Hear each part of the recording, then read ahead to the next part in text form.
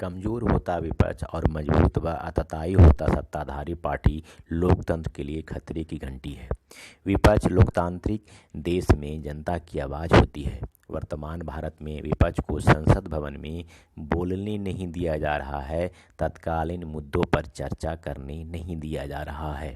इससे तंग आकर विपक्ष सड़क पर आना और जनता को देश के हालात से अवगत कराना बेहतर समझा, जिसका परिणाम भारत जोड़ो यात्रा निकला।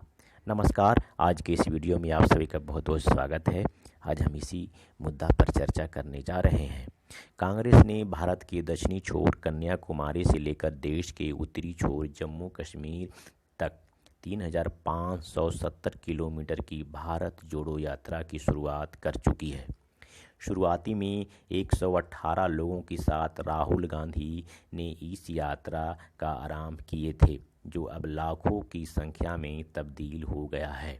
कांग्रेस की इस यात्रा को देखकर भारत की अन्य विपक्ष पार्टियां व नेताओं ने भी सड़क पर पद यात्रा की शुरुआत कर चुके हैं। सत्ताधारी सरकार, भारतीय मीडिया, इनके मददगार उद्योगपति इस यात्रा को राजनीतिक मोड़ देने के लिए सारे हथकंडे अपनाते दिख रहे हैं। उद्योगपति सर्वे करा रहे हैं, मीडिया जनता के सामने उस सर्वे को परोस रही है, जबकि सत्ताधारी विपक्ष के इस आवाज़ को राजनीतिक करने में जुटी है। ऐसे में लाजमी हो जाता है कि भारत जोड़ो यात्रा की शुरुआत क्यों हुई, इस पर एक खुली चर्चा हो।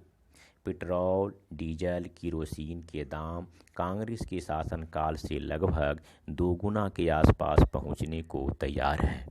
रोज़मर्रा की खाद्य, औषधि, शिक्षा आदि में प्रयोग किए जाने वाले वस्तुओं के दाम भी लोगों के खरीदी क्षमता से बाहर हो गया है।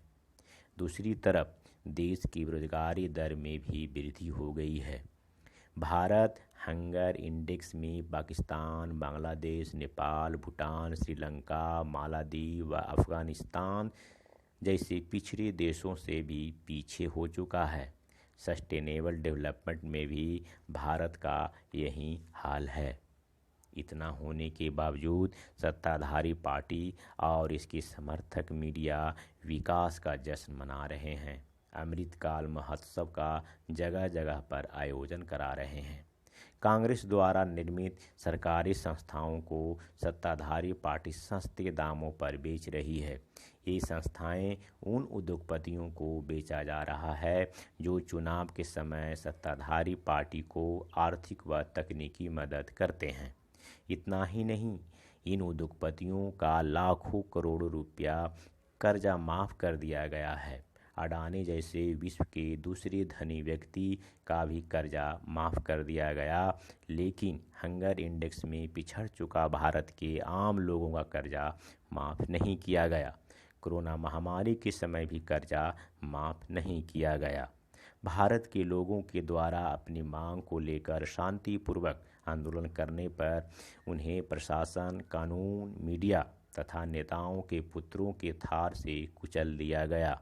संसद में बगैर बहस के कानून को पास करना और रद्द करना संविधान का उल्लंघन करने की श्रेणी में रखा जाता है। सत्ताधारी सरकार ने 3 काले कृषि कानून के साथ ऐसा ही व्यवहार किया। सत्ताधारी पार्टी के इन कारनामों और देश के इस हालात से ऐसा नहीं लगता कि विपक्ष को जनता के बीच आना चाहिए। सत्ताधारी पार्टी के जुल्मों का परिणाम है कांग्रेस के भारत जोड़ो यात्रा। यह वीडियो देखने के लिए आपको बहुत बहुत धन्यवाद।